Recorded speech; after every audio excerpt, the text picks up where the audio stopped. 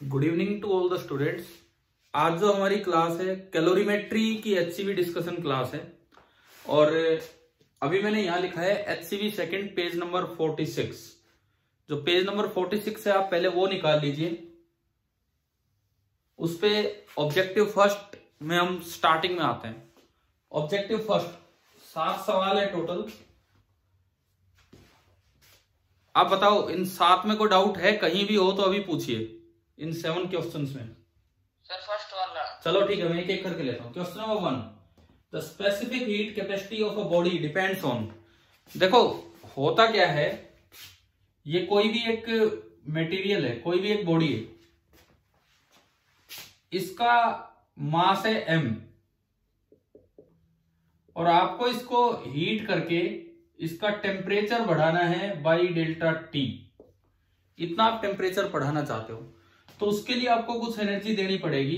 ये जो एनर्जी होती है डायरेक्टली प्रोपोर्शनल होती है मास के। मींस जितना ज्यादा मास लोगे गर्म करने के लिए उतनी ज्यादा एनर्जी देनी पड़ेगी। ये जो एनर्जी होती है डायरेक्टली प्रोपोर्शनल होती है चेंज इन टेम्परेचर के। जितना ज्यादा आप टेम्परेचर बढ़ाना चाहोगे एनर्जी उतनी ही देनी पड़ेगी। यहां से जो क्यू बनता है that is proportional to m into delta T. अब यहां जो प्रोपोर्शनलिटी कांस्टेंट आता है उसको बोलते हैं S, स्पेसिफिक हीट कैपेसिटी। तो ये एक प्रोपोर्शनलिटी कांस्टेंट है, तो ना तो ये m पे डिपेंड करेगा ना राइज इन टेम्परेचर पे डिपेंड करेगा। दरअसल ये S material to material change होता है, उन पे अलग अलग डिपेंड करता है। तो अब अगर देखा जाए, हमने यही फॉर्मूला पढ़ा है, Q is equal to mc delta T या ms डेल्टा टी, इस तरीके से है ना, वो ऐसे आता है। अब आप यहां से देखो तो ये पूछता है S डिपेंड्स ऑन। पहली बात हीट गिवन, भाई इन तीन चीजों के लिए तो ये कांस्टेंट है, क्यू m और डेल्टा टी, इनके लिए तो ये कांस्टेंट है, तो हीट गिवन पे डिपेंड नहीं करेगा। सी ऑप्शन है मास ऑफ द बॉडी, इस पे डिपेंड नहीं करेगा। बी ऑप्शन है टेम्परेचर रेंज। इस रिलेशन में ये चीज इन तीनों के लिए कांस्टेंट है, प्रोपोर्शनलिटी कांस्टेंट। तो S जो होता है specific heat capacity, it depends on material. आप वाटर के लिए देखते हो, हम लिखते हैं 1 कैलोरी पर ग्राम डिग्री सेल्सियस, लिखते हैं ना ऐसा ही। तो वो तो वाटर मैटर मटेरियल क्या उस पर डिपेंड कर रहे हैं। वाटर के लिए आप दो वैल्यूज याद रखना है आपको। वाटर के लिए जो स्पेसिफिक हीट कैपेसिटी है 1 कैलोरी पर ग्राम डिग्री सेल्सियस भी आपने याद की है। दिस इज नियरली 4200 जूल पर किलोग्राम केल्विन। हाँ जी भाई, अब बताओ फर्स्ट क्वेश्चन सभी को क्लियर है? पहला सवाल ठीक है।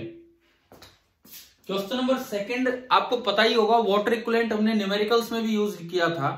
वाटर इक्विवेलेंट का क्या मतलब होता है कि अगर आपको बीकर या वेसल की सी की वैल्यू नहीं पता हो तो उसका वाटर इक्विवेलेंट मास दिया होगा, उसको पानी की तरह ट्रीट कर लो और mc डेल्टा टी कर दो। पढ़ा था हमने, सवाल लिया था शायद ऐसा। ठीक है, तो क्या यूनिट होगी वाटर इक्विवेलेंट की? जो मास की यूनिट होती है वो, जो मास की यूनिट होती है वो हो गया। तीसरा सवाल है कि when a hot liquid is mixed with a cold liquid. अच्छा अब ये भी देख लो, मैं फटाफट डिस्कस कर देता हूं। देखो जब एक हॉट और कोल्ड लिक्विड को मिक्स किया जाता है तो फाइनल टेम्परेचर थोड़ी देर में आके बनता है। जब तक वो टेम्परेचर नहीं आता है तब तक आप मिक्सचर का टेम्परेचर नहीं बता सकते। क्यों? क्योंकि उस मिक्सचर में एक पार्ट हॉट होगा और एक पार्ट कोल्ड होगा। ये 50 पे, ये 30 पे, थोड़ी देर बाद ये 45 पे, वो 35 पे। तो अभी मिक्सचर का टेम्परेचर डिफाइन नहीं हो रहा है, लेकिन जब कॉमन टेम्परेचर अगर 40 आगे बन जाएगा तो हाँ तब डिफाइन होगा। तो क्या ये तीसरा सवाल समझ आ गया आपको ऑब्जेक्टिव फर्स्ट का? Yes sir. ठीक है। Fourth, which of the following pair represents units of same physical quantity. मुझे लगता है बहुत ही आसान है, हमने पढ़ा भी था। जूल और कैलोरी एक ही फिजिकल क्वांटिटी को रिप्रेजेंट कर रहे होते हैं। 1 joule is nearly equal to 4.2 calorie, 4.186 calorie. हो गया ये भी आपसे, है ना।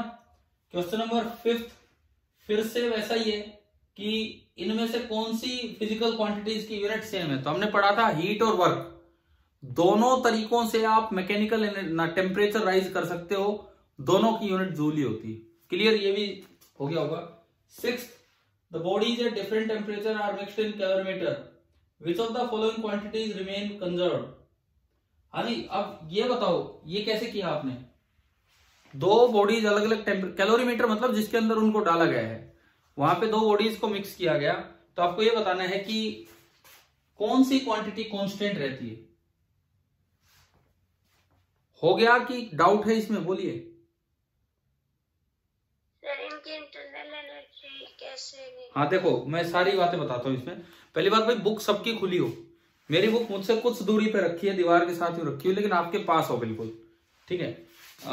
देखिए ये इसमें लिखता है डिफरेंट टेम्परेचर पे दो बॉडी मिक्स की गई। देख लो फिर भी,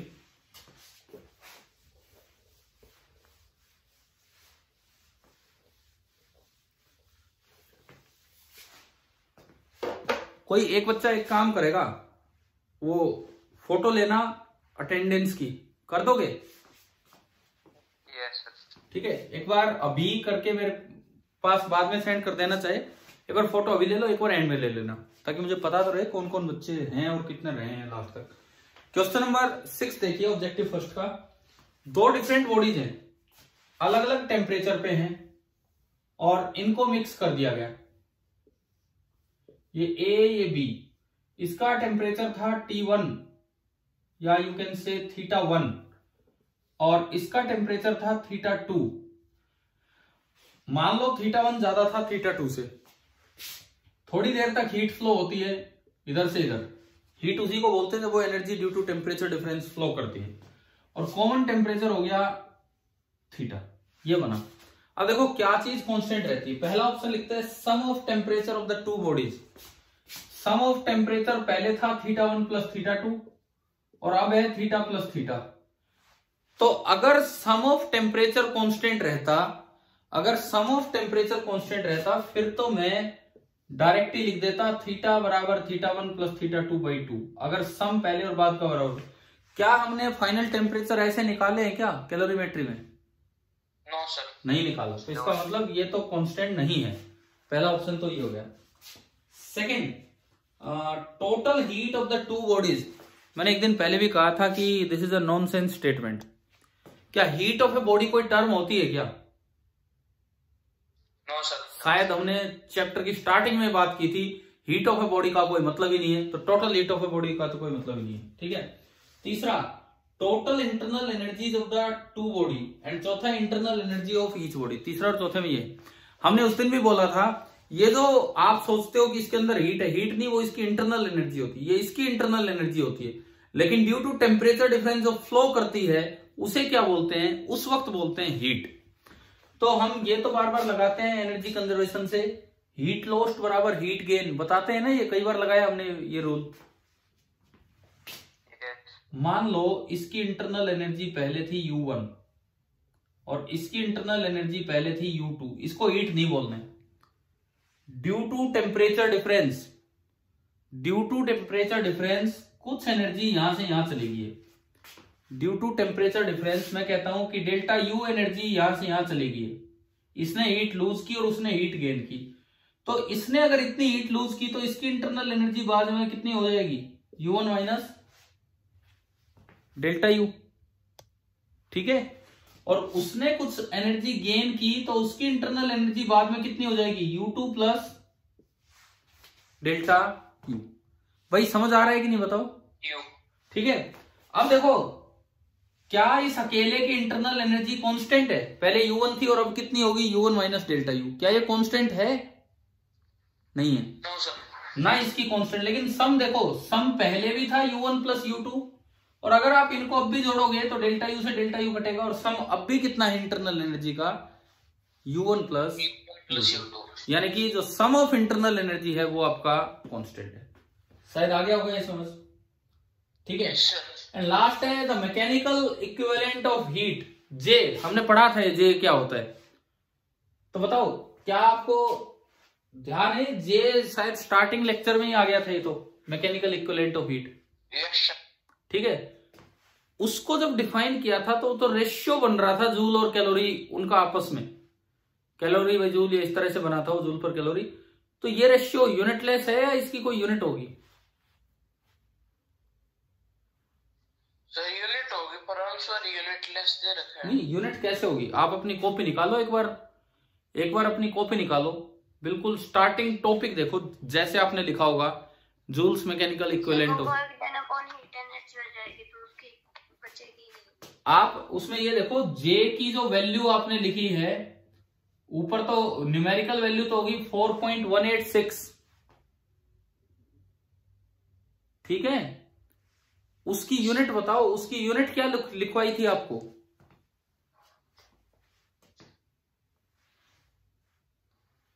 जूल अपॉन जूल यूनिटलेस। समझ रहे हो क्या? Yes sir. भाई 7th में कोई डाउट है तो बताओ अभी। मैकेनिकल इक्विवेलेंट ऑफ हीट में कोई भी डाउट है तो। आपने कुछ ऐसा रिलेशन लिखा था W बराबर J इंटू एच, वहां से J निकल के आया था W बाई एच। इसकी जो न्यूमेरिकल वैल्यू है, न्यूमेरिकल वैल्यू J की न्यूमेरिकल वैल्यू तो निकल के आई थी 4.186, और जो यूनिट ऑफ J आपने लिखी थी, मैंने सिंबल ना लिखने की बजाय पूरा लिखा था। वर्क की यूनिट तो होती है जूल, और हीट की यूनिट उस समय मानी जाती थी कैलोरी, तो इसकी यूनिट है जूल बाई कैलोरी। लेकिन क्या जूल बाई कैलोरी खुद डायमेंशनलेस है कि नहीं? बताओ, डायमेंशनलेस है कि नहीं joule by calorie? Yes sir. Joule की डायमेंशन भी वर्क वाला ही है, कैलोरी हीट एनर्जी उसकी डायमेंशन भी एनर्जी वाला है, और एनर्जी अपॉन एनर्जी या वर्क अपॉन एनर्जी डायमेंशनलेस है। तो इसलिए जो जे है, यूनिट तो इसकी होती है, जे की यूनिट तो होती है जूल पर कैलोरी, पुराने कन्वेंशन के अकॉर्डिंग जूल पर कैलोरी इसकी यूनिट है, बट वो डायमेंशनलेस है, और उसकी न्यूमेरिकल वैल्यू ये होती है। शायद अब क्लियर हो गया होगा। इसमें यूनिट लिखा है कि डायमेंशन लिखा है 7वें क्वेश्चन में, जो ऑप्शन है उनमें? डायमेंशन। हाँ, तो डायमेंशनलेस है ना ये वैल्यू। चलिए अब ये बताओ, पहले लगभग 10 मिनट में हमने ऑब्जेक्टिव फर्स्ट का एक एक सवाल डिस्कस कर लिया है। क्या सभी को क्लियर हो गया है कि नहीं? Yes sir. ठीक है। हॉस्टल से कौन कौन बच्चे हैं क्लास में, बताएंगे नाम अगर आप बोल पा रहे हैं तो?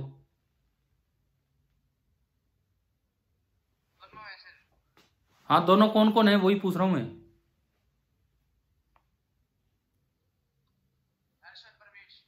ठीक है, हर्ष और प्रवेश आप दोनों हो, एक बच्चा एब्सेंट है।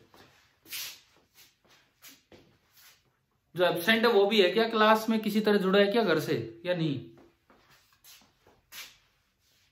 चलिए आगे देखते हैं। ऑब्जेक्टिव सेकंड भी आपके लिए बहुत इंपॉर्टेंट होते हैं, बिकॉज जेई में तो मल्टी करेक्ट भी आते हैं, हमें उनके लिए भी तैयार होना है। तो ऑब्जेक्टिव सेकंड भाई मैं उम्मीद करूं सबने कर लिए ट्राई। Yes sir. ठीक है, यस सर। करते हैं, हम डिस्कस करते हैं।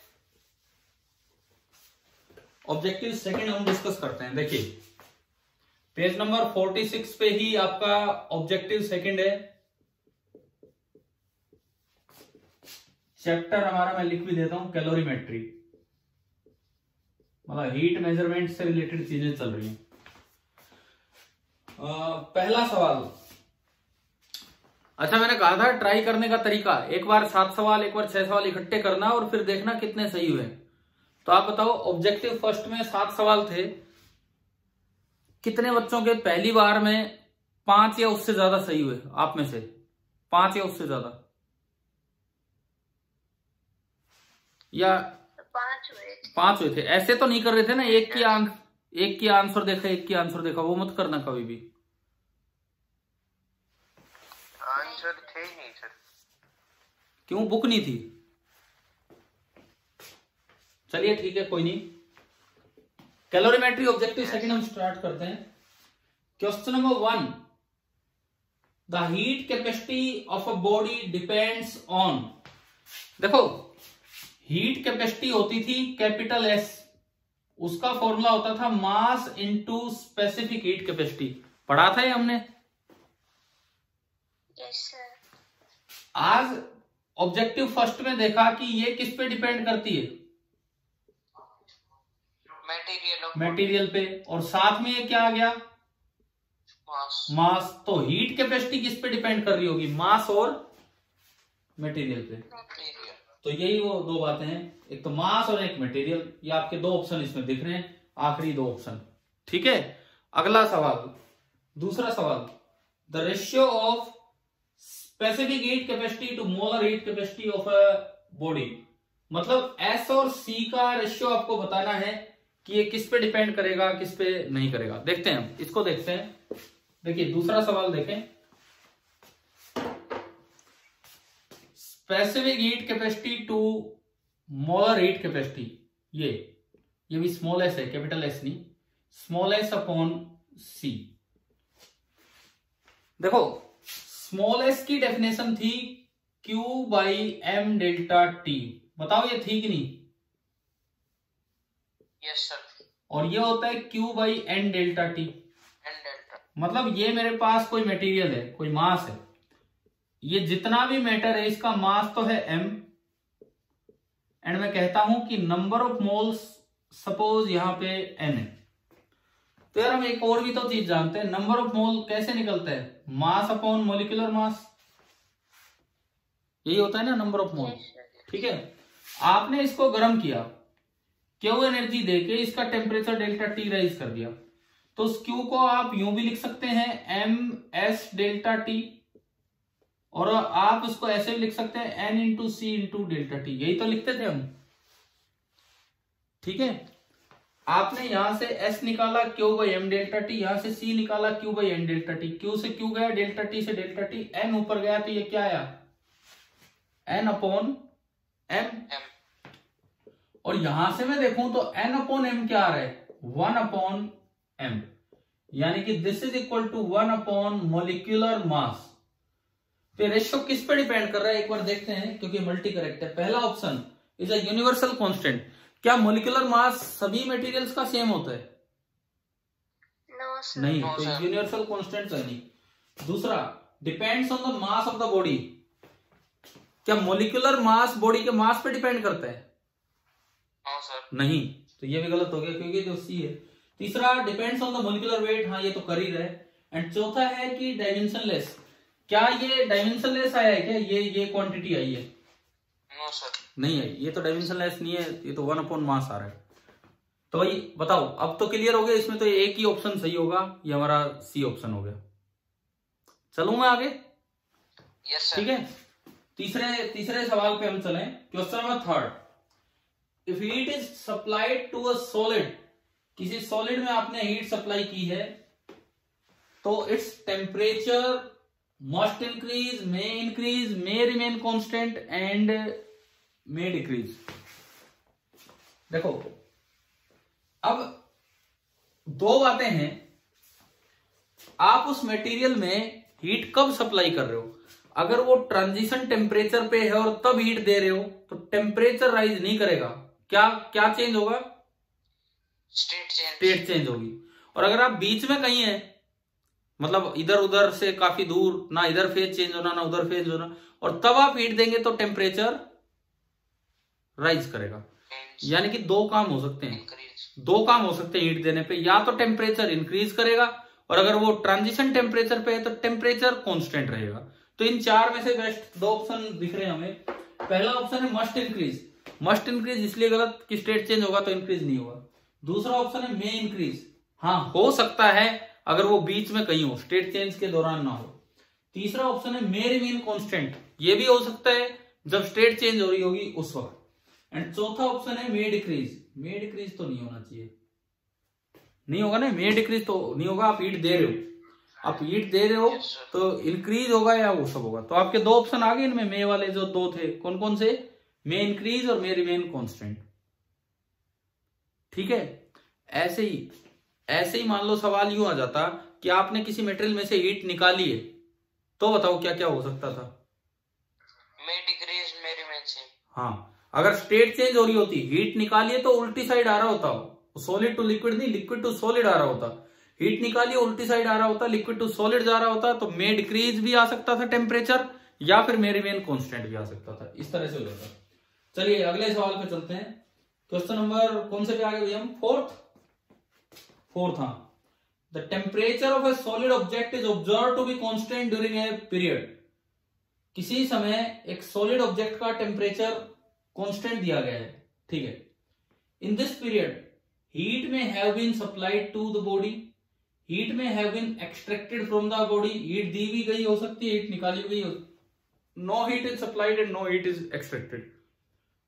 देखो टेम्परेचर कांस्टेंट कब रहेगा, जब या तो आप हीट का आदान प्रदान कर ही नहीं रहे हो, या कर भी रहे हो तो वो ऐसी जगह है जहां उसका ट्रांजिशन टेम्परेचर है। फॉर एग्जाम्पल आपने ये एक आइस वाटर मिक्सचर लिया, आइस वाटर मिक्सचर लिया at 0 degree Celsius, ice water mixture at 0 degree Celsius. अब अगर मैं इसको हीट दूंगा तो क्या सीधा टेम्परेचर बढ़ेगा पहली बार में? क्या होगा बताओ? अब अगर मैं इसको हीट दूंगा तो क्या होगा? ना ना, कौन कह रहे हैं टेम्परेचर इंक्रीज? पहले तो ये बची हुई आइस भी किसमें कन्वर्ट होगी? वाटर में, लेकिन टेम्परेचर कांस्टेंट रहेगा। अगर मैं इसमें से हीट निकाल लूं तो क्या टेम्परेचर डिक्रीज होगा या और कुछ होगा पहले?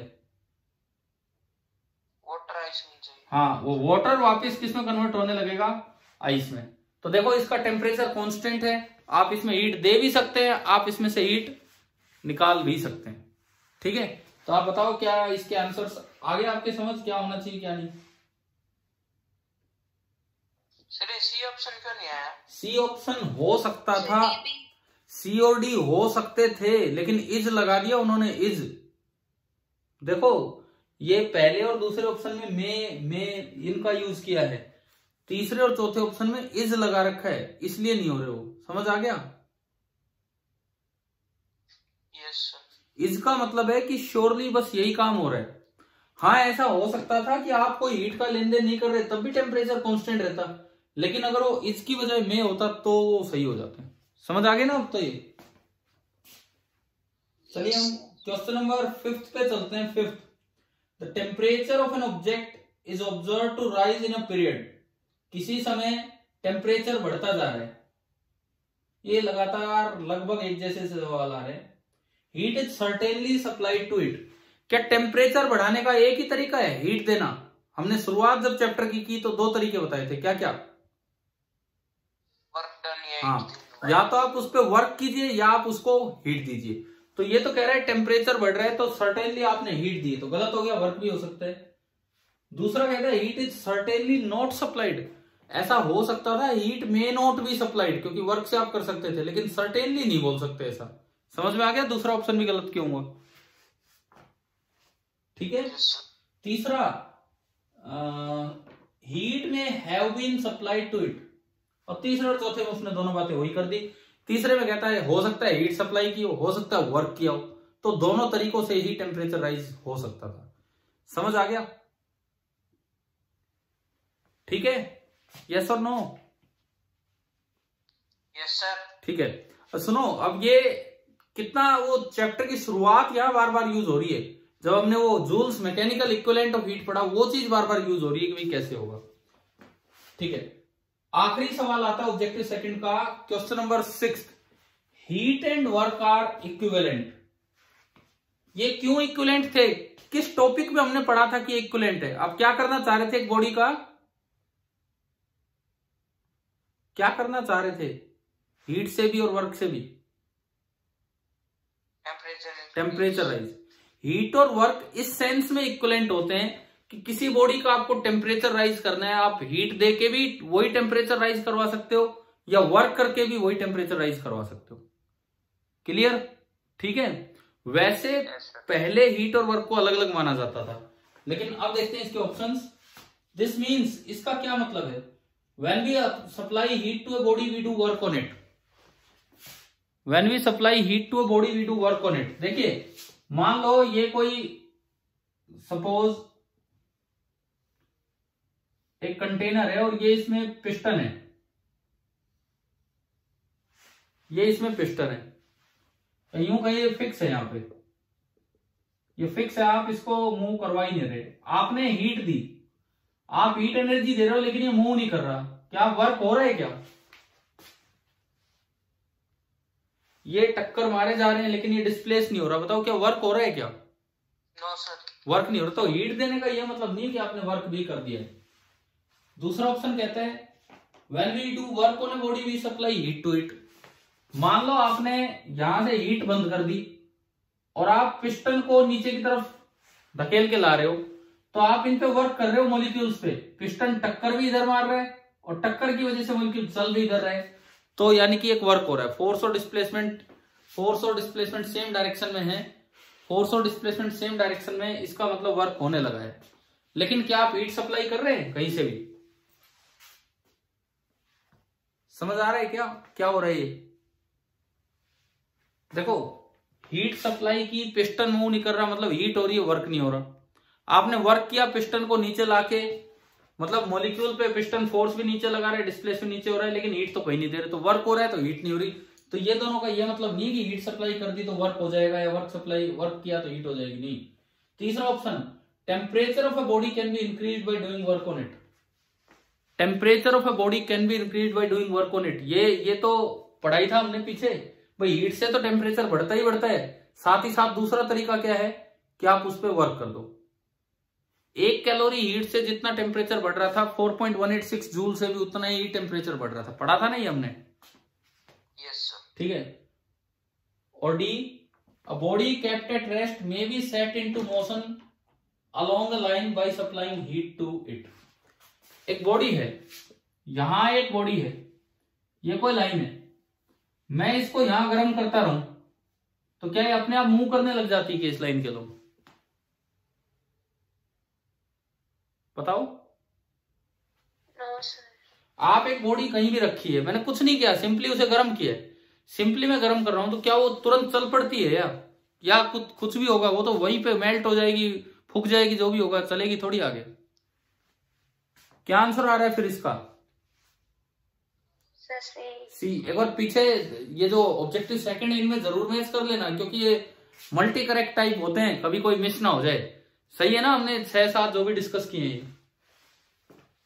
Yes sir. ठीक है। अब आप ये बताओ, ऑब्जेक्टिव सेकंड में थोड़ी गलती होने के चांसेस होते हैं, बिकॉज मल्टी करेक्ट है, पता नहीं कितने सही हो पाए। आपने ऐसे अटेम्प्ट किए होंगे 6 के 6 करके फिर आंसर मैच किए हो। ठीक है। Yes sir. आप मुझे बताओ 6 में से एटलीस्ट 3 या 3 से ज्यादा किस किस के सही हुए? 3 हो गए थे सर। 3 तो हो गए थे। ठीक है, चलो ठीक है, ये भी एक ठीक काम है अगर 3 भी हो रहे हैं, क्योंकि मल्टी करेक्ट के लिए थोड़ा कॉन्फिडेंस चाहिए जो इस तरह के सवाल करने से बनेगा। और आप वो कॉन्फिडेंस नष्ट कर रहे होंगे अगर बार बार आंसर देख रहे होंगे। तो मैं बहुत बार बोल रहा हूं, ऑब्जेक्टिव क्वेश्चन में ऐसे बिल्कुल मत करना, एक करते ही आंसर देख लिया, वो भी खत्म, अगले 2 और खत्म, ये मत करना आप। ठीक है। तो ऑब्जेक्टिव फर्स्ट, ऑब्जेक्टिव सेकंड, यहां तक बताओ, ये लगभग हमारी क्लास को भी 28 मिनट हुए हैं, क्या यहां तक पूरा समझ आ गया है क्या? Yes sir. ठीक है। अब मैं चलता हूं एक्सरसाइज के डिस्कशन पे। देखो 18 सवाल है, मैं डिस्कस वहीं तक करवाऊंगा जहां तक आपने अटेम्प्ट किए हो, क्योंकि ऐसी कोई मजबूरी नहीं है कि आज ही खत्म करने हमें। हाँ, अगर आपने सारे कर लिए तो हम सारे डिस्कस करेंगे। एक बार बता दो, अभी जैसे मैंने मनीष से पूछा था, उन्होंने कहा 10 तक किए, क्या एटलीस्ट 10 तक कर चुके हैं क्या सभी बच्चे? Yes sir. ठीक है, कोई नहीं, जिसने नहीं भी किए हो तो वो जितनी देर क्लास चले अटेंड तो कीजिए, कुछ तो समझ आएगा कि कैसे है। ठीक है, हम शुरुआत करते हैं पहले सवाल से। Question number 1। देखो इसमें थोड़ी थोड़ी कैलकुलेशंस भी होंगी, कैलोरीमेट्री के क्वेश्चन में आपको करनी आनी चाहिए, और मैं फटाफट डिस्कस ही करवाता चलता हूं। अब हम पेज नंबर 47 पे आ गए हैं। Page number 47, exercises.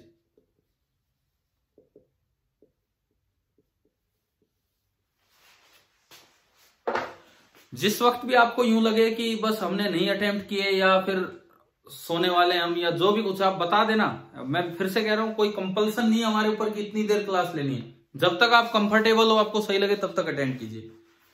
Question number 1, an aluminium vessel of mass 0.5 kg contains 0.2 kg of water at 20 degree Celsius.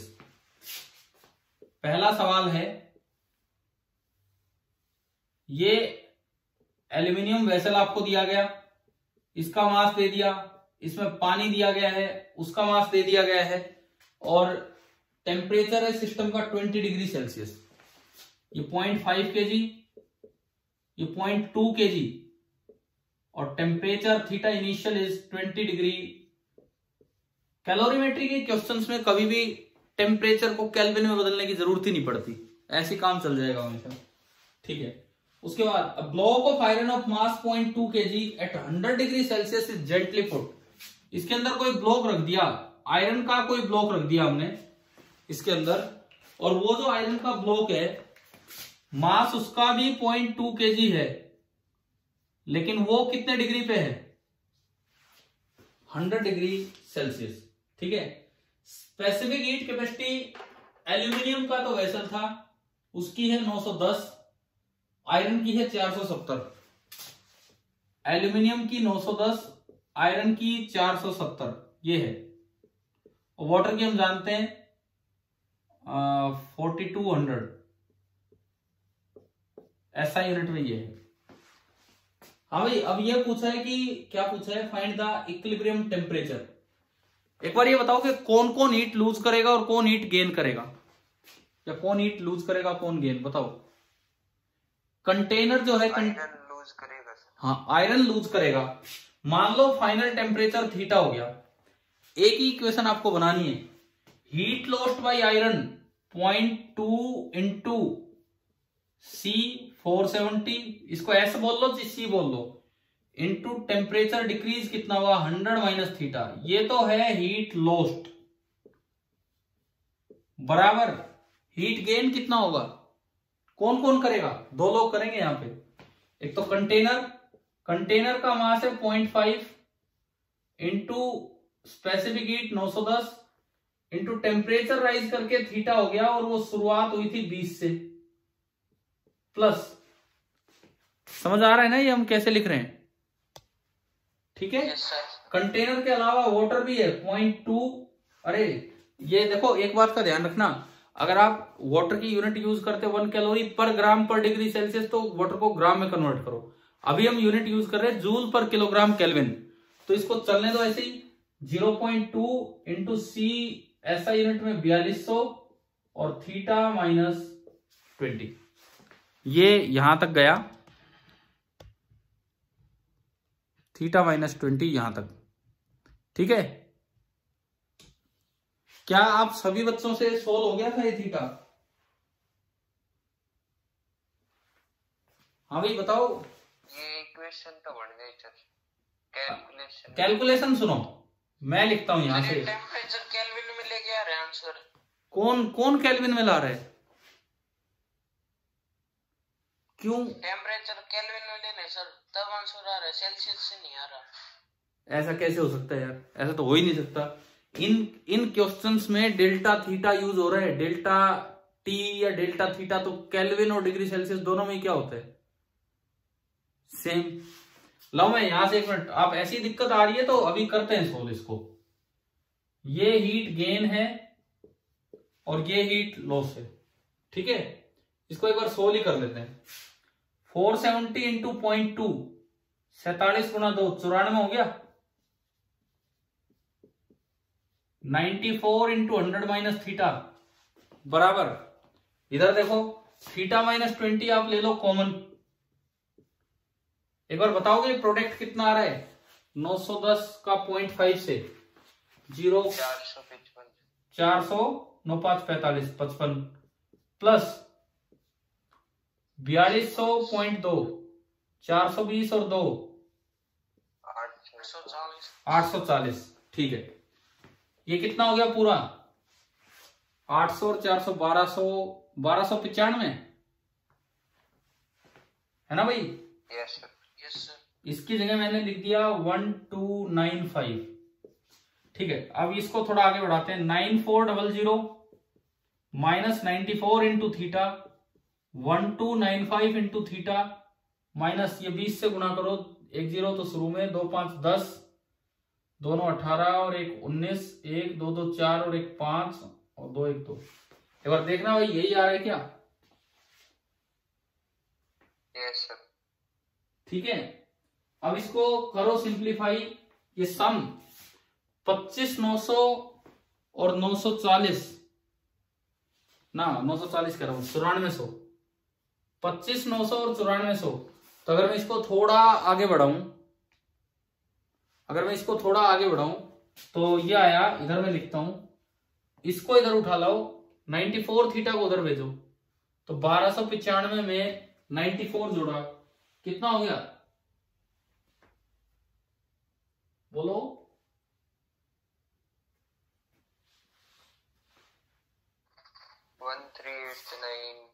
1389 into theta बराबर, उधर वाला बोलो अब, 25,900 में 35,300।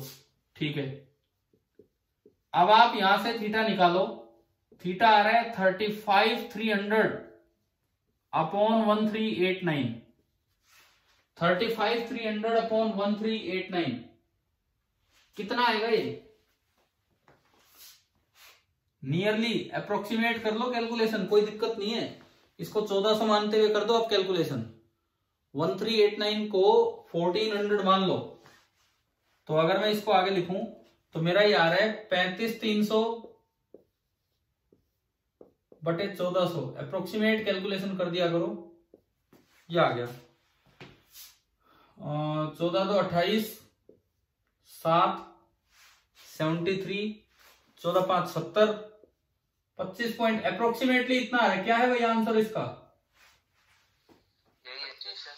हाँ तो यार ये नहीं हो सकता है कि केल्विन में आ जाए और इसमें ना आए, वो डेल्टा थीटा तो सेम ही आएगा, केल्विन में रखो और किसी में रखो, इसमें कहीं हमने पुट ही नहीं किया, वो तो डेल्टा थीटा पुट करना है बस, सीधा ये लगा दो। ठीक है, डेल्टा थीटा सेम आएगा तो फाइनल थीटा भी सेम आएगा। क्या 1400 से अप्रोक्स में आ जाएगा क्या इतना डिफरेंस? है क्या कह रहे हो? अरे 1389 को 1400 लिख लिया, तो ये कितना किया है मैंने? तो 11 बढ़ाया है डिनोमिनेटर में। एक काम करो, कैलकुलेटर है क्या अभी आपके पास? Yes sir. कोई बच्चा एक बार कैलकुलेटर से एग्जैक्ट डिवीजन करके दिखाए, 35,300 बटे 1389। 5.6 आ रहा है। हाँ तो कोई नहीं, वही होगा इसका एग्जैक्ट आंसर, वही होगा 25.6 4139 4139 25.4139। चलो 25.4 मान लिया, तो लगभग यही तो आ रहा है हमारा वहां से अप्रोक्सीमेटली। ठीक है सर। ठीक है, अब सुनो एक चीज सुनो ध्यान से, कैलोरीमेट्री के सवालों में बार बार डेल्टा थीटा यूज होगा, डेल्टा थीटा, और डेल्टा टी और डेल्टा थीटा सेम होता है, चाहे आप केल्विन में जाएं चाहे आप डिग्री सेल्सियस में जाएं, क्योंकि दोनों का स्केल साइज क्या था? सेम था, तो इसलिए आंसर में फर्क नहीं आएगा। इसका पीछे अप्रोक्सीमेट आंसर दिया है, इसका मतलब एग्जैक्ट आंसर आप चाहें तो ये लिख सकते हो बुक में 25.4 डिग्री सेल्सियस। आप बताइए क्या पहला सवाल क्लियर हो गया? Yes sir. ठीक है, क्वेश्चन नंबर सेकंड पे हम चलते हैं। भाई मैं मिटा रहा हूं, आपको नोट करना है, कर लिया होगा शायद अभी तक, है ना? सेकंड वाला देखिए, दूसरा सवाल है, a piece of iron of mass 100 gram is kept inside a furnace for a long time and then put in a calorimeter of water equivalent 10 gram containing 240 gram of water at 20। अब देखो, आप इसको simply यूं सोचिए, calorimeter plus water की जगह आप water ही ले लो, वाटर इक्विवेलेंट मास ऐड करके। पानी का मास कितना दिया है? पानी का मास 240 ग्राम, और जो कैलोरीमीटर है, जो वेसल है, उसका वाटर इक्विवेलेंट भी कितना ले लो? 10 ग्राम। कैलोरीमीटर मतलब वो बर्तन। तो आप ये मान के चलो कि आपके पास 250 ग्राम 250 ग्राम पानी था, कितने डिग्री सेल्सियस पे? 20 डिग्री सेल्सियस पे। क्या वाटर इक्विवेलेंट का मतलब क्लियर हो गया है ना क्या था? Yes sir. ठीक है, आपने किसी फर्नेस में से एक आयरन पीस निकाला, 100 ग्राम का आयरन पीस, और वो डाल दिया, पता नहीं कितने टेम्परेचर पे था, एक हाई टेम्परेचर पे था, 100 ग्राम का आयरन पीस था किसी भी थीटा डिग्री सेल्सियस पे, इन दोनों को मिलाया। अच्छा जी, सवाल क्या कहता है कि हाँ, जो इक्विलिब्रियम टेम्परेचर आ गया, इसका और इसका जो इक्विलिब्रियम टेम्परेचर आया वो कितना आया 60 डिग्री सेल्सियस। तो इसने तो कुछ हीट लॉस और इसके लिए कुछ हीट गेन, कुछ हीट इधर से लूज हुई है और उधर से गेन हुई है। क्या ये समझ आ गया यहां तक? ठीक है। आपको दिया गया है specific heat of iron 470 joule पर किलोग्राम डिग्री सेल्सियस, इसकी स्पेसिफिक हीट है 470 जूल पर किलोग्राम डिग्री सेल्सियस। पानी की हम याद रखें, अगर जूल में चल रही है बात तो 4200 जूल पर 4186 होती है, 14186 होती है, लेकिन उसको भी लेते हैं। अगेन प्रिंसिपल ऑफ कैलोरीमेट्री लगाना है, इधर से इधर गेन बताओ भाई कितना कितना टेम्परेचर बढ़ा है इसका, कितना टेम्परेचर बढ़ा है 40। उस कैलोरीमीटर की स्पेसिफिक हीट अगर अलग दी होती तो मैं M1C1 delta T M2C2 delta T करता। अब तो वाटर इक्विवेलेंट दे दिया तो मैंने उसका मास ही इकट्ठा कर दिया पानी में, 250 ग्राम सीधा इकट्ठा कर दिया। और अब देखो यहां ये बनेगा M1, यहां से तो हीट गेन 250 ग्राम, उसको किलोग्राम में बदलो क्योंकि वो SI यूनिट केजी में चल रही है C वाली value. M1 into C1 4200 into delta T 40 बराबर, उधर देखो M2 100 ग्राम तो 100/1000 किलोग्राम इंटू C2 470 और वहां डिक्रीज होगा थीटा -60। ये आपकी मेन इक्वेशन है जो इस क्वेश्चन को सोल्व करवाएगी। हाँ भाई बताओ, ये वीडियो क्लियर नहीं आ रही है? वीडियो क्लियर नहीं आ रही? No sir. किसी को भी नहीं दिख रहा है क्या साफ? Yes sir, yes sir. Yes sir मतलब साफ नहीं है तो कुछ चेंज करता हूं। नहीं। एक मिनट। एक मिनट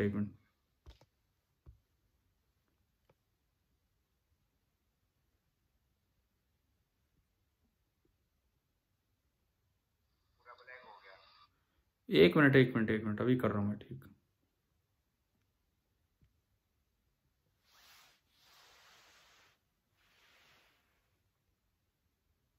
क्या अब कुछ दिख रहा है?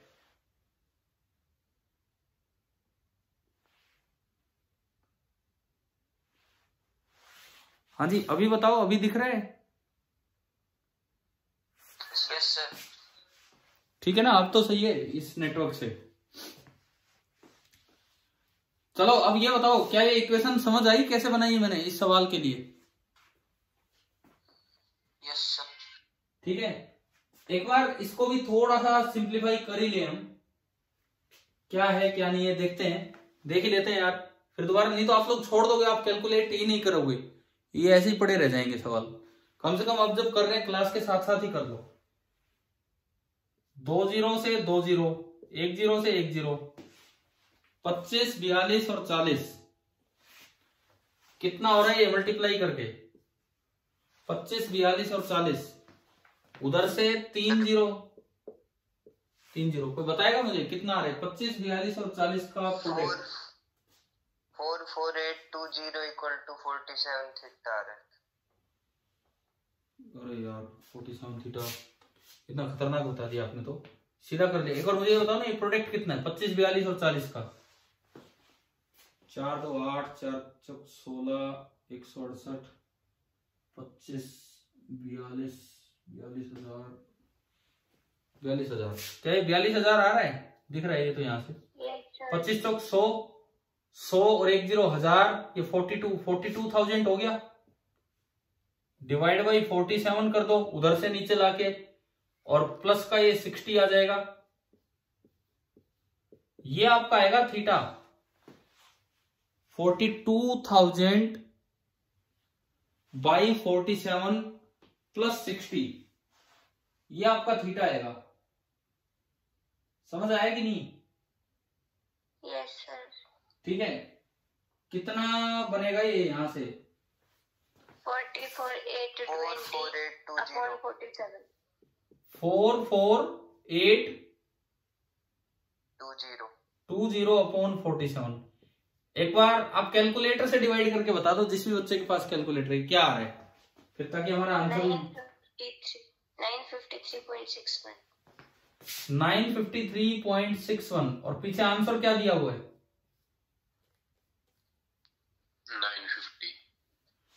950। तो वो हर बार अप्रोक्सीमेशन करके आंसर दे रहे हैं, वो इस तरह से आंसर दे रहे हैं कि आप बिना कैलकुलेटर भी सोल्व करो, अप्रोक्सीमेशन से कैलकुलेट करो तो क्या आना चाहिए। चलो कुल मिला के ये थी मेन इक्वेशन। क्या ये समझ आ गया कि नहीं? आ गई सर। ठीक है, तीसरे सवाल पे चलते हैं। हम क्वेश्चन नंबर 3 पे। तीसरा सवाल था टेम्परेचर, याद करवाया था क्लास में मैंने, है ना? ये एग्जैक्टली ये का ही सवाल मैंने आपको आज क्लास में करवा दिया, 3 लिक्विड्स को मिक्सचर वाला अलग अलग। Yes sir. मुझे शायद इसका आंसर भी याद है, 20.26 डिग्री सेल्सियस था। Yes sir. ठीक है, पीछे क्या दिया है? 20 दिया है कि 20.26?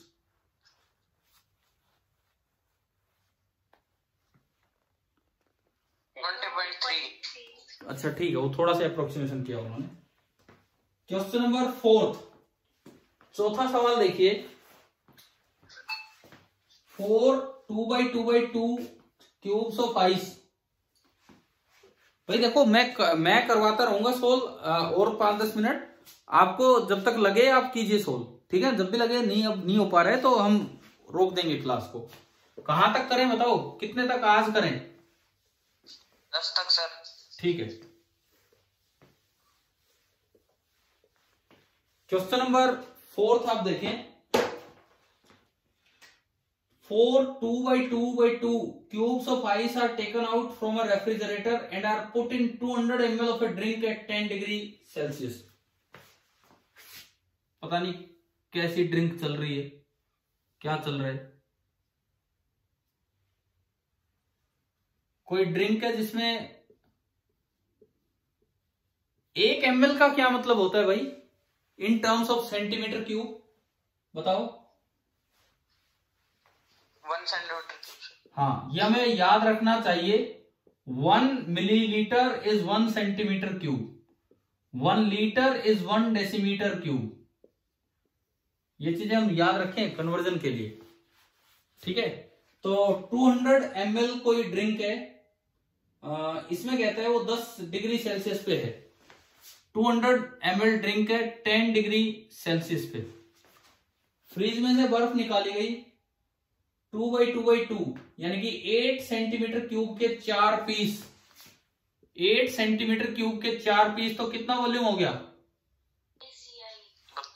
32 सेंटीमीटर क्यूब आपने बर्फ निकाली। कितने टेम्परेचर पे? 0 सर। ना 0 पे कहां दिया है, वही देख रहा हूं। कहीं दे रखा है क्या? नहीं रखा सर। जरूरत पड़ेगी तो फिर हम 0 ही करेंगे। अगर जरूरत पड़ेगी, they are taken out from a refrigerator and are put in 200 ml of a drink this. Find the temperature of the drink when thermal ये अराइव किया। तो भाई दे ही नहीं रखा तो क्या करें? 0 लेके करेंगे, हो जाएगा। 0 मानना पड़ेगा फिर तो। लेट आप क्वेश्चन में ऐड कर लो यार, ये चीज क्वेश्चन में ऐड कर लो, क्योंकि बर्फ तो और भी ठंडी हो सकती है। क्या फ्रिज की बर्फ 0 डिग्री पे ही निकलती है क्या रेफ्रिजरेटर से? नहीं सर, पता तो मुझे भी नहीं, लेकिन ऐसा भी तो होता है यार, बर्फ तो और भी नीचे बनती है। 0 तो बिल्कुल ट्रांजिशन टेम्परेचर ही होता है। अब पता नहीं भाई रेफ्रिजरेटर में माइनस में भी हो जाता है। हाँ हो जाता है, कोई नहीं। यहाँ ये क्वेश्चन में ऐड कर दो कि आइस क्यूब जहां लिखा है वहां ऐड कर दो 80 डिग्री सेल्सियस, ये है। तो इसमें सबसे पहले पूछा है कि फाइनल टेम्परेचर क्या होगा, फाइनल टेम्परेचर क्या होगा मिक्सचर का, ये बताना है। चलिए देखते हैं। अच्छा, इसका सी दे रखा है लिक्विड का सी दे रखा है 4200 जूल पर किलोग्राम केल्विन।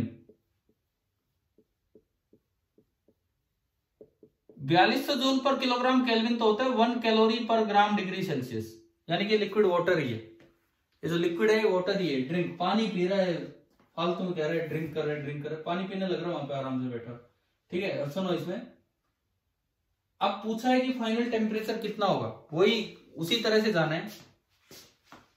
कैसे निकाले भाई फाइनल टेम्परेचर? बर्फ तो कुछ हीट गेन करेगी और ये लिक्विड वाटर कुछ हीट लूज करेगा। आज भी जैसे हम क्लास में कर रहे थे सुबह, वही काम करें, वही सेम काम करते हैं। 32 सेंटीमीटर क्यूब वॉल्यूम है इसका आइस का, 0 डिग्री सेल्सियस पे है। तो यूं बताओ, मेल्ट होने के लिए, पूरा मेल्ट होने के लिए इसे कितनी हीट की जरूरत है? सुबह वाली यूनिट ले लो, इसको छोड़ो, ये क्या दे रहा है, ये एल की वैल्यू कुछ भी दे रहा हो। Latent heat of fusion of ice हमें पता है कितनी होती है सुबह वाली वैल्यू, अगर आपको याद हो तो 80। हाँ, 80 कैलोरी पर ग्राम। पहले तो ये बताओ इसका मास कितना होगा, तब बात बनेगी कि डेंसिटी ऑफ आइस दे रखी है। दे रखी है सर। वो 0.9 मान लो, नहीं दे रखी है, दे रखी है ना इन्होंने, कितनी दी है? 900 किलोग्राम पर मीटर क्यूब। तो डेंसिटी ऑफ आइस मान लो 0.9 ग्राम पर सीसी, और ये 32 सीसी है, तो यहां से इसका मास आ गया। आप फटाफट मल्टीप्लाई करके बताओ कितना हो गया। सीसी से सीसी कैंसिल, कितने ग्राम हो गए? 32 गुना 0.9,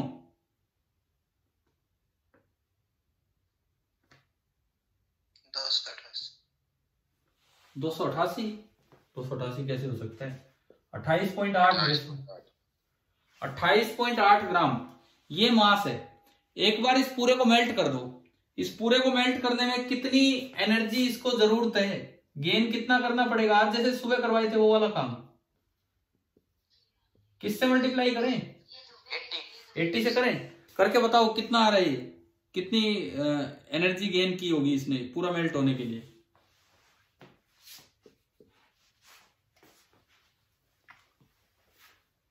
टू 88 को 8 से कर दो मल्टीप्लाई, कितनी एनर्जी की जरूरत पड़ी?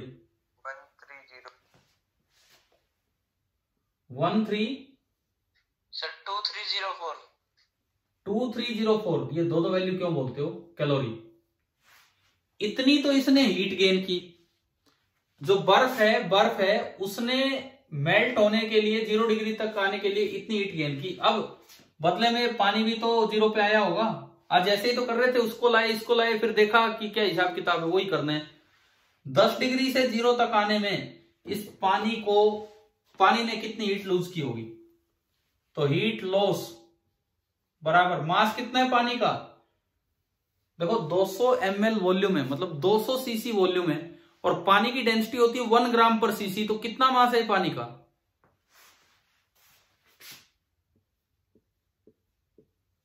अरे पानी की डेंसिटी होती है 1 ग्राम पर सीसी, उसको वॉल्यूम से मल्टीप्लाई कर दो 200 सीसी, तो मास कितना हो गया?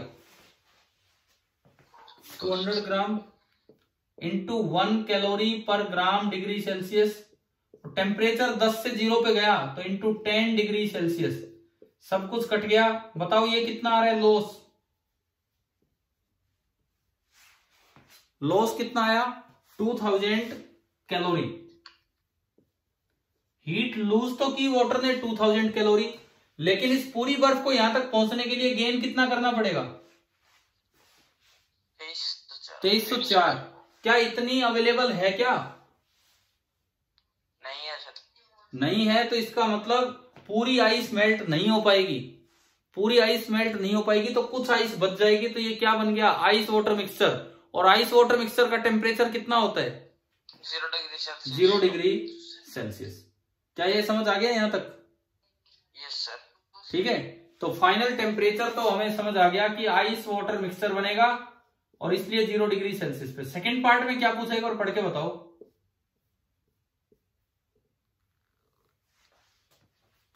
सेकेंड पार्ट में क्या पूछे? अमाउंट ऑफ मेल्टेड आइस कितनी मेल्ट हुई ये पूछे।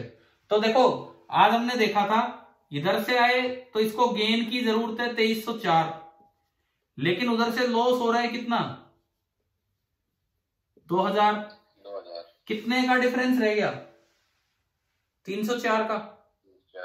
तो इतना गेन तो ये कर ही नहीं पा रहा, ये तो आपने ज्यादा गेन करवा दिया। तो इसमें से निकालो, इसमें से 304 निकालो। अब एक बार ये देखो, ये पूरा सब कुछ पानी बन गया। कितना पानी बना? इधर से कितना आया? इधर से आया था 28.8, ठीक है, इधर से आया था 28.8 और इधर से कितना आया था 200 ग्राम। तो ये पूरा पानी इकट्ठा होके कितना पानी बन गया 228.8 gram water at 0 degree Celsius. लेकिन अभी हमें इसमें से निकालनी होगी कितनी हीट, 2000 ये थी, 2304 ये थी, तो कितनी हीट निकालनी होगी 304 कैलोरी। समझ आ रहा है क्या कर रहे हैं? Yes sir. तो इसमें से अगर 304 कैलोरी निकालोगे तो कुछ पार्ट वापस क्या बन जाएगी, आइस बन जाएगी। तो देखो कितनी आइस बनेगी, उसके लिए Q बराबर ml, Q है 304 कैलोरी, M हमें देखना है कितनी आइस बनेगी, और L होता है 80। यहां से बताओ कितनी आइस बनी, 304/80 कीजिए भाई, फटाफट कीजिए। 304/80 कितना हो रहा है, ग्राम आएगा ये।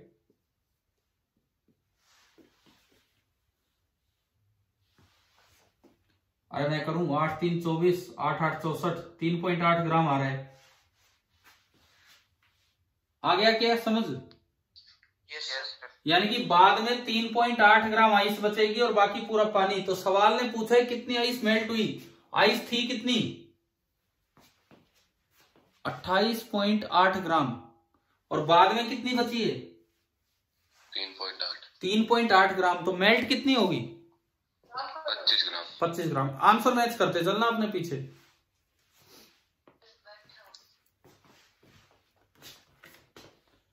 चलिए भाई, ये वाला आ गया सवाल समझ? Yes sir. अब ये बताओ, क्या आज जैसे क्लास में ज्यादातर सवाल हुए थे, क्या उस टाइप का था कि नहीं, ये वाला उसी तरह से करना चाहिए हमें? ठीक है, चलिए अगले सवाल पे चलते हैं। Question number 5। अरे 80 तो होती है कैलोरी पर ग्राम डिग्री सेल्सियस में, ना कैलोरी पर ग्राम में। वो जो 80 वो तो मैंने भाई हमें याद है, 0 डिग्री पे लेटेंट हीट की वैल्यू ये होती है, ये हमें याद है ना। इन्होंने वो वैल्यू ऐसा यूनिट में दी होगी, इन्होंने कितनी वैल्यू दी है क्वेश्चन में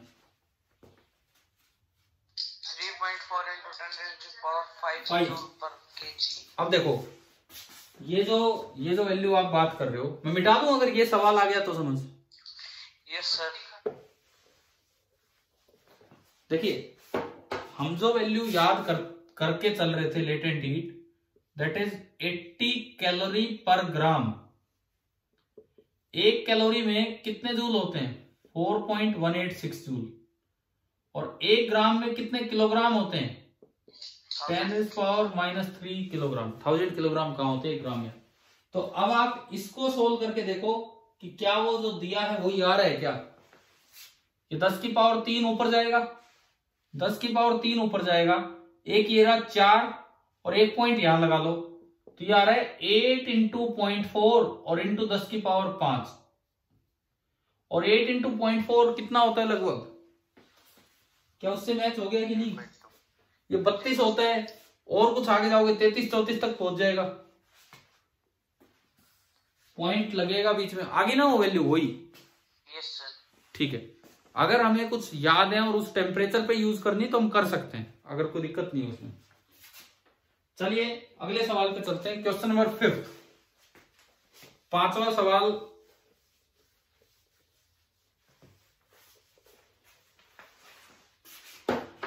देखिए क्वेश्चन नंबर 5 पे हम आते हैं। इसमें दिया है Indian style of cooling drinking water is to keep it in a pitcher, मटका। मटके में रख के क्या पानी ठंडा हो जाता है कि नहीं थोड़ी देर में, बताओ गर्मियों में भी?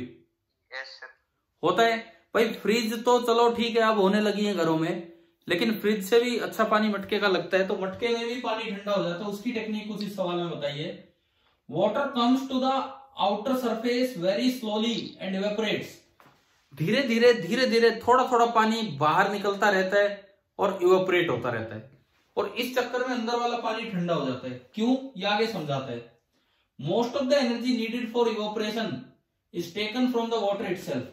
अंदर वाला पानी कुछ एनर्जी देके जरा जरा से पानी को इवेपोरेट करता है। बहुत ज्यादा पानी इवेपोरेट नहीं होता है, थोड़ा थोड़ा पानी इवेपोरेट होता है, लेकिन इवेपोरेशन में जो एनर्जी चाहिए वो अंदर वाले पानी की यूज हो रही है। And the water is cool down, और इस वजह से अंदर वाला पानी ठंडा होता जा रहा है क्योंकि उसकी एनर्जी निकलती जा रही है। Assume that a pitcher contains 10 kg of water. इन्होंने कहा है, मान के चलो कि एक मटके में 10 किलोग्राम पानी है and 0.2 gram of water comes out per second. देखिए ये कोई मटका है, इसके अंदर टोटल अमाउंट ऑफ वाटर था 10 kg, और ये जिस वजह से वो ठंडा हो रहा है, कितना कितना पानी बाहर निकल रहा है, क्या दिया है 0.2 ग्राम पर सेकेंड। तो ये तो नेग्लेजिबल पानी बाहर निकल रहा है, पानी का लॉस नहीं हो रहा बल्कि वो ठंडा करवाने के काम आ रहा है। 0.2 gram of water comes out per second, ठीक है जी। अब ये कहता है assuming no backward heat transfer, कि एटमॉस्फेयर से अंदर कोई हीट जा नहीं रही है, ये हमें मानना नहीं है। Calculate the time in which the temperature decreases by 5 degree Celsius. आपको यह बताना है कि 5 डिग्री सेल्सियस तापमान कितनी देर में कम होगा, यह आपको बताना है। तो सबसे पहले तो यूं निकालो, 5 डिग्री सेल्सियस टेम्परेचर कम करने के लिए इसको कितनी हीट लूज करनी पड़ेगी, अंदर वाले पानी की हीट लॉस्ट, ये निकालो पहले तो। हाँ भाई, 5 डिग्री तापमान कम करने के लिए m कितना 10, और इस यूनिट में चलोगे तो c की वैल्यू कितनी होती है वाटर की 4200, और डेल्टा t आपका डेल्टा थीटा 5। पहले तो ये बताओ कि ये समझ आ गया कि नहीं, ये मैंने क्या लिखा है, ठीक है। कितना आ रहा है ये जूल में, 5 और 2 10, 5 4 20 और 1 21, 210, 2 0 और 1 0। ये जो ये डिमांड कर रहा है कि 5 डिग्री तापमान कम होना है, डेल्टा थीटा 5 डिग्री घटाना चाह रहे हो, उसके लिए इसको कितनी हीट लूज करनी पड़ेगी, क्या वो समझ आया कि नहीं आया आपको, पहला स्टेप,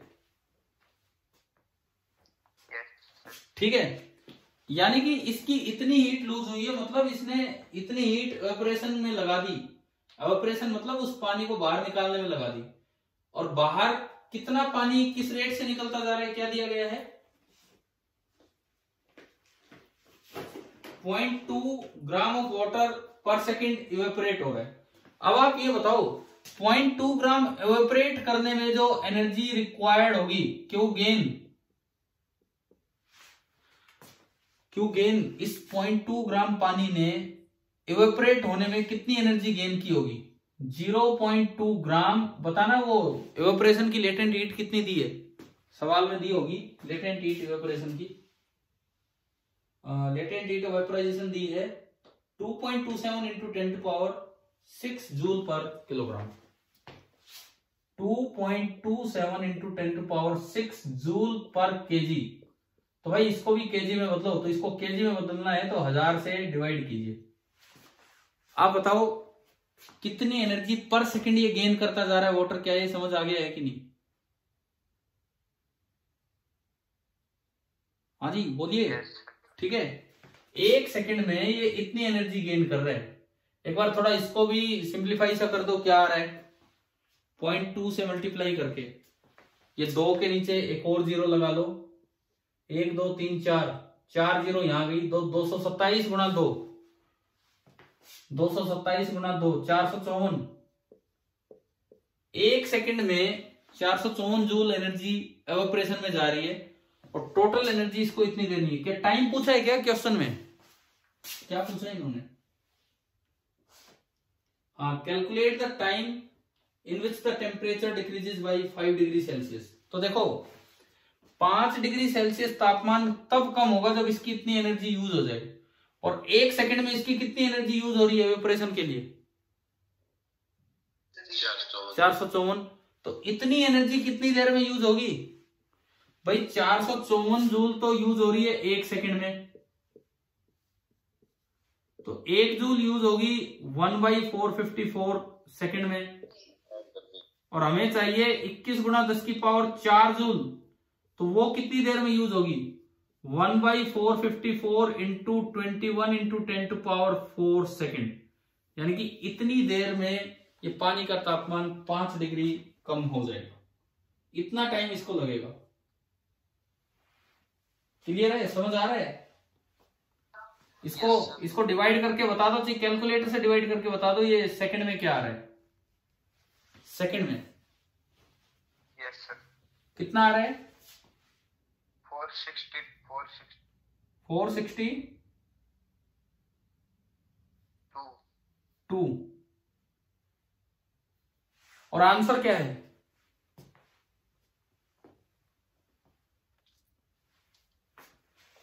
आंसर क्या दिया आपकी बुक में?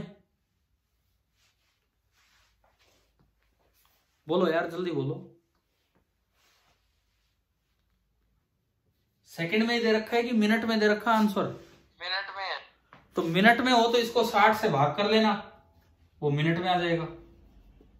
अभी बताओ, एवापोरेशन करके पानी क्यों ठंडा हो जाता है? क्या ये समझ में आ गया मटके का काम? Yes sir.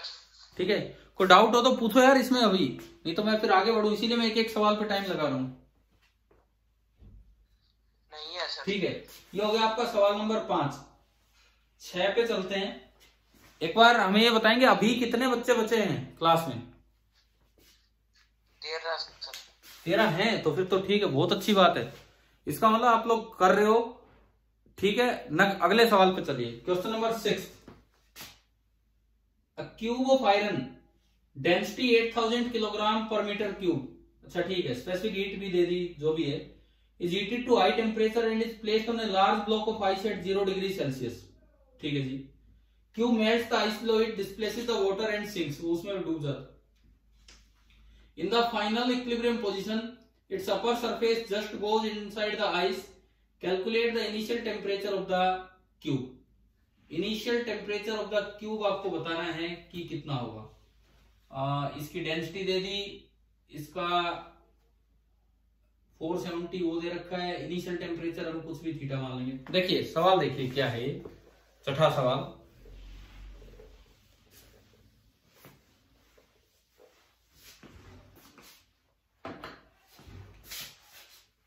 एक आइस है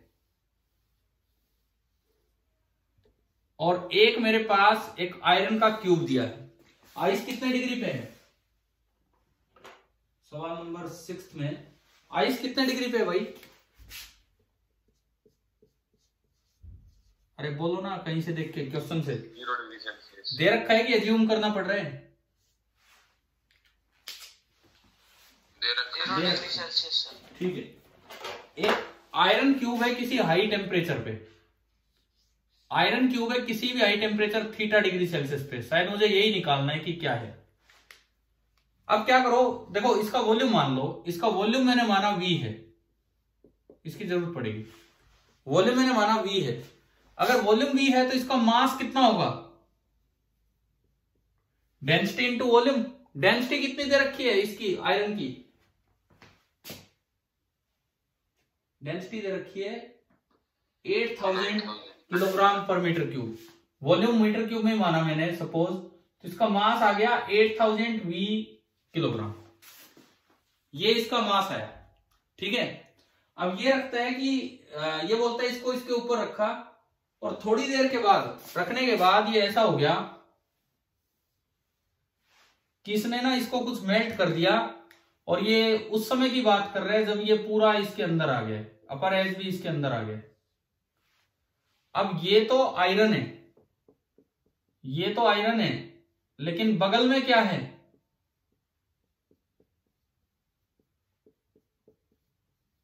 आइस। बताओ ये डायग्राम आ रहा है क्या समझ? क्या बनाया मैंने? तो अगर ये आइस ही है तो इसका मतलब अब आइस और आयरन दोनों का टेम्परेचर कितना हो चुका है? सेम। हाँ, तो 0 डिग्री सेल्सियस हो गया आयरन का भी। आइस तो जो है सो है, आइस तो मेल्ट ही हुई है। यही कहा है ना इसने कि मेल्ट होगी वो। हाँ, the cube melts the ice below it and displaces the water and sink, और वो उसमें बैठ गया है यहाँ पे। ठीक है, आपको ये बताना है कि इनिशियल टेम्परेचर क्या था, बस तो यही बताना है। तो भी बताया भाई, इसने तो हीट लूज की है और आइस ने हीट गेन की है मेल्ट होने में। हम यही दोनों लिखेंगे। एक बार तो हीट लॉस लिखो। हीट लॉस कितना होगा आयरन का? आयरन का मास कितना है वो लिखा हुआ वहां। आयरन का मास कितना है? 8000 V, ठीक है। आयरन का मास है 8000 V, इसका टेम्परेचर कम हुआ, ये मेल्ट नहीं हुआ, थीटा से कम होके कितना हो गया इसका टेम्परेचर? 0। तो M इंटू सी बताओ एक बार बुक से देख के, आयरन का सी कितना है?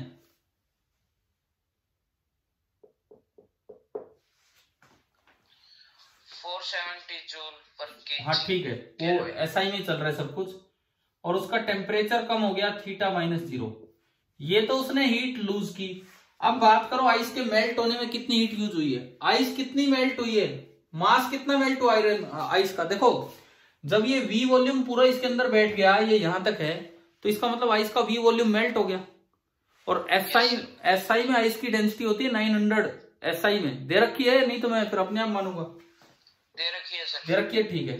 तो उसका जो मास बना होगा वो बना होगा 900 इंटू V और इंटू L फ्यूजन दिया है SI में।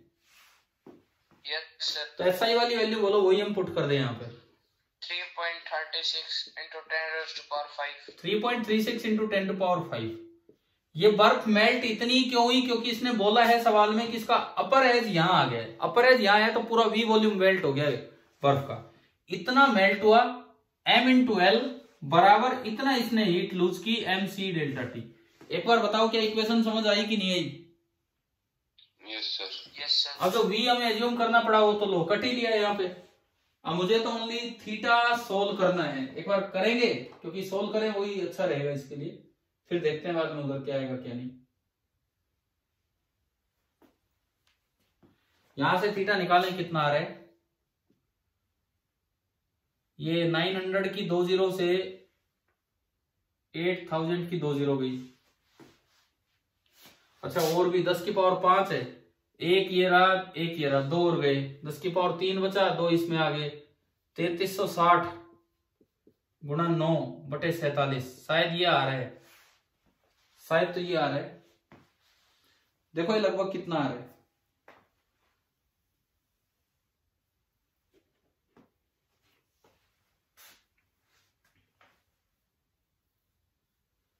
कोई 10 की पावर 5 थी, 2 मैंने इसमें लगाई, 3 बची, 1 2, हाँ ठीक है, शायद सही किया मैंने। बताओ ये सोल्व करके कितना आ रहा है थीटा, फिर पीछे मैच करेंगे बाद में।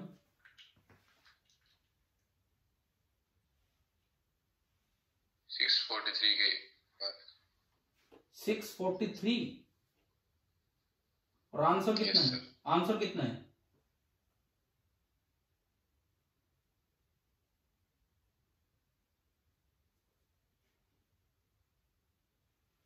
कितना आंसर है इसका? 80 डिग्री सेल्सियस। वो 80 और ये आ रहा है 643। एक बार दोबारा देखो कहां पे क्या क्या कोई वैल्यू तो गलत फुट नहीं करती है। मास ऑफ आयरन 8000 V लिया हमने, स्पेसिफिक हीट एक बार बुक से मैं भी देख रहा हूं, स्पेसिफिक हीट 470, ठीक है, इनटू ये थीटा, ठीक है, थीटा -0 बराबर मास ऑफ आइस जो मेल्ट हुआ वो होगा 900 V और इसकी ये दे रखी है 3.36 इंटू 10⁵, ठीक है। यहां तक तो एक बार इसी को संभालते हैं यार, इसी में कुछ गलती लग रही है। 3 और 1 4 0 है और यहाँ है 5 और 2 7 0, इधर 4 0 उधर 7 0, तो 3 0 रहेगी, 3 0 रहेगी तो 3.36 की सर वो 100। रुको यार क्या कर दिया, दोबारा देख लेता हूं इसको। ये बना 8000 इंटू 470 इंटू थीटा बराबर, उधर अगर मैं देखूं 900 इंटू 3 3 6 2 और 1 2 3 3, ये 1 2 3 से 1 2 3 0 गई, 1 0 से 1 0 गया, थीटा यहां से दिख रहा है 36 इंटू 90/47। ये तो ये भी तो है ना, ये नीचे एक और भी 8 है, डिवाइड बाई 8 कितना आ रहा है? ये आ गया 80 के आसपास, ठीक है। अब बताओ ये सवाल समझ आया कि नहीं, छठा सवाल। अरे भाई सभी बच्चे ध्यान से सीख रहे हो ना, हम एक एक क्वेश्चन सोल्व कर रहे हैं, एक एक सवाल, ठीक है। और आज आप कह रहे हैं 10 तक, मैं 10 तक ही करवा रहा हूँ, और उससे पहले भी आपको लगे कि नहीं तो बता देना, मैं करवा रहा हूँ 10 तक तो मैं करवा ही रहा हूँ। और फिर आज के लिए इतना ही बहुत सर। इतना मतलब 6 तक 7th करा रखा है सर। 7th, एक सेकंड देख लो उसमें। 1 kg of ice at 0 degree Celsius is mixed with 1 kg of steam। ठीक है, आज का मैं लास्ट क्वेश्चन देख रहा हूँ 7th, आज का लास्ट। अब एक मिनट रुको। 1 kg of ice at 0 degree Celsius is mixed with 1 kg of steam at 100 degree Celsius। हमने कई बार किए ice at 0 and steam at 0, m1 by m2 निकालो। m1 by m2 कितना आ रहा है? 1 सर। 1, यानी कि 3 से कम। 3 से कम अगर होगा तो ये क्या बन जाएगा?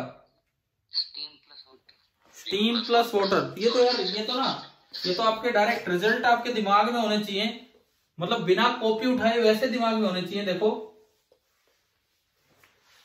बिना कॉपी उठाए वैसे दिमाग में होने चाहिए कि ये बनेगा m1 तो आइस थी, m2 वाटर है, और m1 by m2 1 था, तो स्टीम डोमिनेंट रहेगी, तो ये बनेगा water steam mixture.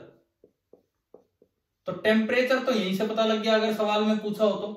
Water steam mixture का टेम्परेचर कितना होता है? 100 डिग्री सेल्सियस। इसने क्या पूछा है? इसने वही पूछा है, composition of the system. Temperature नहीं पूछा, कंपोजिशन ऑफ द सिस्टम पूछा है। तो देखो, कंप्लीट आइस तो वाटर में जा ही चुकी होगी, यानी कि 1 kg वाटर तो यहां से हो गया, यानी कि 1000 ग्राम। और आपको याद हो कि इधर से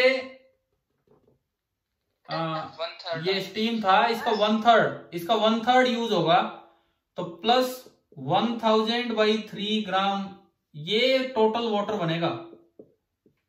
1000 प्लस ये कितना होता है? 300 कुछ, 333-34 के आसपास, 1334 ग्राम तो पानी बनेगा। और 2000 में से घटा दो, 666 ग्राम के आसपास स्टीम बचेगी। क्या आंसर है इनके? यही है सर। यही है ना?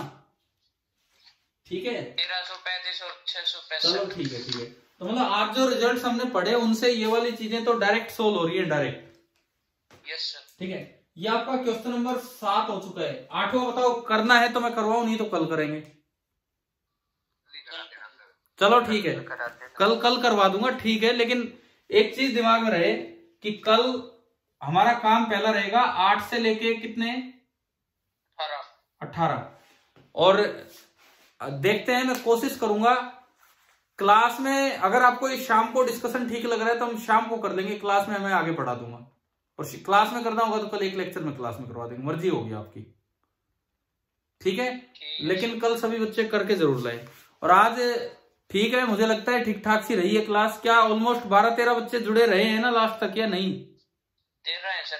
13 है तो ठीक है, ठीक है भाई, थैंक यू बहुत। अब आगे कल करते हैं अपना काम, ठीक है, ओके, गुड नाइट।